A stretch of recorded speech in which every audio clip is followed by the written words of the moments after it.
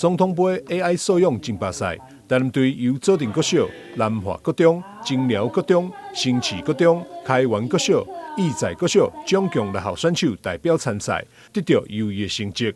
市長王偉特特別出席頒獎典禮，表揚每一位學生選手。小朋友各一份，各一份。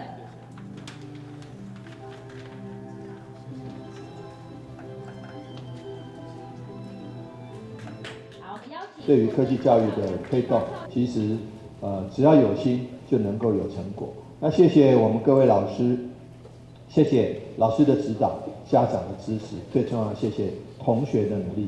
在政策面呢，我們謝謝教育局能夠超前部署。記得在2022年11月 ChatGPT OpenAI 開始發布 ChatGPT 3.0的時候，那個時候就我們是最快，台南市是最快反應的城市哈。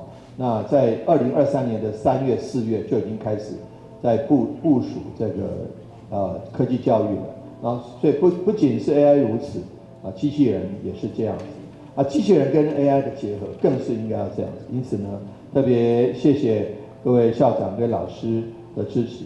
王偉特強調，市府團隊持續以推動智慧學習城市為目標，台南 AI 定時設計教育對接 AI 新時代建設國家環境，特別是 AI 人才培育是第一個系統性落實城市。